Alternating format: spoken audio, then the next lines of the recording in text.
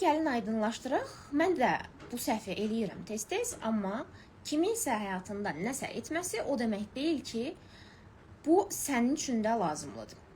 Burada ən böyük qırılma nöqtəsi baş verir. Baxın, insanlar mənim proqramıma da gəlirlər. Proqrama gələn kimi, başlayan kimi əlbəttə məqsədlərimizi yazırıq hələ hazırlıq bölməsindən. Və proqramda biraz irəliləyirik. İnsan ki, məqsədlərini başqasının məqsədləri üzərindən yazıb. İrəlilədikdən sonra bir müddət adam deyir ki, məsələn, nəticə yoxdur. Mən özüm çatda həmin insana yazıram ki, nə fərq var başladığı anla indiki anki səndə. Mənə deyir ki, sağlamlığımda filan şeylər düzəlməyə başladı, həyatımda toksik rəfiqə var idi, o çıxdı, nə bilim, sevgilimlə cinsel həyatım düzəldi, amma nəticəm yoxdur. Mən ondan soruşuram ki, tamam da, ola bilər ki, sən hiss eləməmsən ki, sənə bu anda, indiki inkişaf dönəmində ən vacib şey məhz bunlardır. Yazdığın kimi ev, maşın, biznes, nə bilim, iPhone almaq və s. deyil.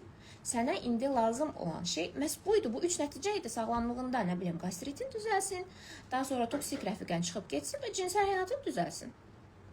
Və başlayır düşünməyə, tamam, deməli özümü dəyərsizləşdirirmişəm, nəticələrim var imiş, qoy prosesdə qalım, həvəsdən düşməyim.